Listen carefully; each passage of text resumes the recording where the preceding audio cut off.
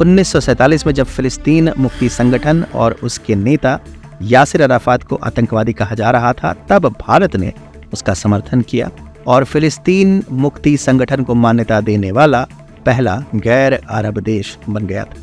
भारत की फिलिस्तीन नीति आज़ादी से पहले के दिनों से जुड़ी रही है।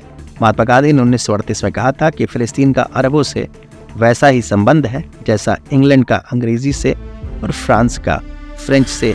जवाहरलाल नेहरू ने भी फिलिस्तीन मुद्दे को भारतीय उपमहाद्वीप की सांप्रदायिक समस्याओं के समान ही बताया था। 14 मई 1948 को जब इजराइल को स्वतंत्रता मिली, फिर संयुक्त राष्ट्र संघ में इजराइल और फिलिस्तीन दो देश बनने का प्रस्ताव पेश हुआ तो भारत ने इसके खिलाफ वोट दिया था। तब नेहरू फिलिस्तीन के बंटवारे के खिलाफ थे। इसी आधार पर भारत ने 1948 में संयुक्त राष्ट्र में इजराइल के गठन के खिलाफ वोट किया था। हालांकि फिर भारत ने 17 सितंबर 1950 को आधिकारिक रूप से इजराइल को एक संप्रभु राष्ट्र के रूप में मान्यता दी।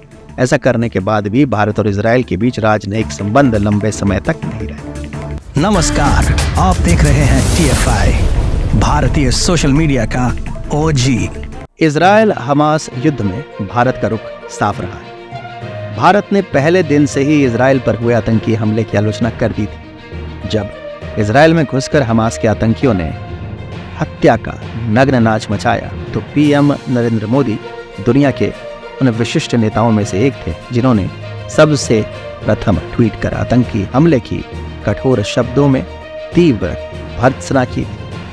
प्रधानमंत्री नरेंद्र मोदी और इजराइल में उनके समकक्ष अर्थात बेंजामिन नेतन्याहू के मध्य बातचीत हुई थी। इसमें नेतन्याहू ने पूरी यथास्थिति से प्रधानमंत्री मोदी को अवगत कराया था। इसके बाद प्रधानमंत्री मोदी ने अपनी पहली बात में एक और बात जोड़ी थी। उन्होंने कहा था कि भारत किसी भी तरह के आतंकवाद की एक सुर में निंदा करता है। पहले इजराइल के साथ खड़े होने की बात, फिर हमले को आतंकी करार देना। अभी तक के भारत के रुख से साफ है कि उसने पूरे मामले में इजराइल का ही पक्ष लिया है। ये सहानुभूति इजराइल की जनता, सरकार और उनके समर्थकों के हृदयों को छू गई। भारत के इस रुख से दो खेमे बन गए। एक खेमे का कहना है कि भारत खुलकर इजराइल के सपोर्ट में आ गया है। किसी ने कहा कि फिलिस्तीन को यूं अकेला नहीं छोड़ना चाहिए।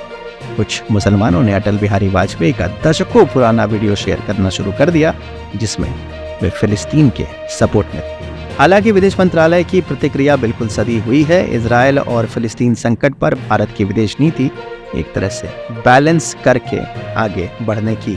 भारत किसी को सपोर्ट नहीं कर रहा बल्कि वह गलत को गलत कहने का साहस दिखा रहा है। इजराइल फिलिस्तीन विवाद पर भारत का रुख व्यापक रहा है। फिलिस्तीन का समर्थन भारत की विदेश नीति का एक अभिन्न हिस्सा रहा है। 1947 में जब फिलिस्तीन मुक्ति संगठन और उसके नेता यासिर अराफात को आतंकवादी कहा जा रहा था, तब भारत ने उसका समर्थन किया और फिलिस्तीन मुक्ति संगठन को मान्यता देने वाला पहला गैर अरब देश बन गया था। भारत की फिलिस्तीन नीति आज़ादी से पहले के दिनों से जुड़ी रही है।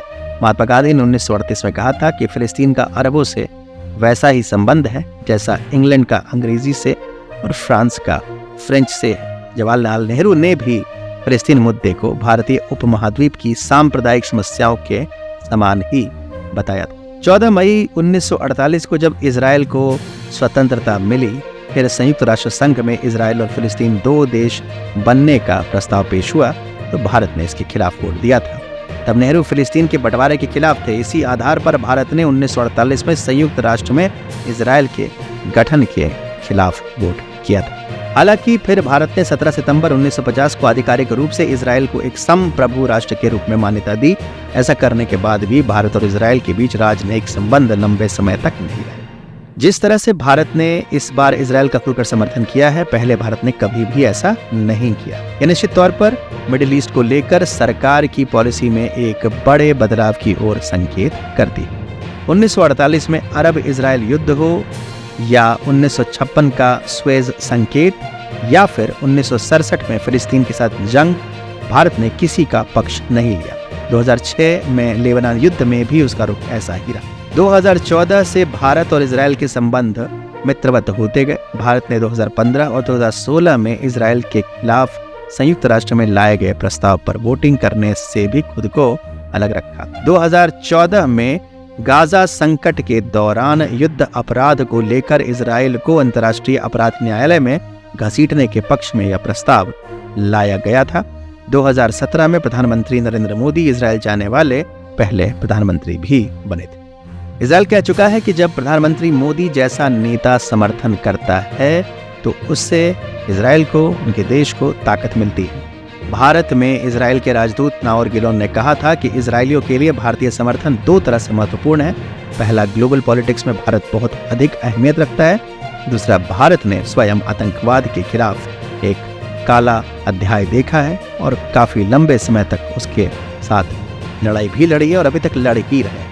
भारत ने इजरायल से मित्रता बनाए रखते हुए उसकी तथा कथित विस्तारवादी या गाजा पट्टी और वेस्ट बैंक पर कब्जे की रणनीति का समर्थन कभी भी नहीं किया। भारत जानता है कि ऐसा करने से वह अंतर्राष्ट्रीय पटल पर कमजोर पड़ सकता है। पाकिस्तान और चीन भी यही चाहते हैं कि भारत खासकर गाजा पट्टी और वेस्ट बैंक पर कब्जा करने के मामलों पर इजरायली रुख का खुलकर समर्थन करे, लेकिन भारत इससे दूर रहता आया है। इसके पीछे का कारण यह है कि अगर भारत ने खुलकर इजरायल की तथा कथित कब्जा करने की नीति का समर्थन कर दिया तो पाकिस्तान भी पाक अधिकृत कश्मीर और उधर चीन अक्सी चिन्ह पर कब्जे को वैध करने का दावा ठोक सकता है, जो भारत बिल्कुल भी नहीं चाहेगा। ऐसे में भारत ने इजरायल के साथ मित्रता और कूटनीति बनाकर रखी और उसी के आधार पर चीन और पाकिस्तान को भी करारा जवाब दे दिया।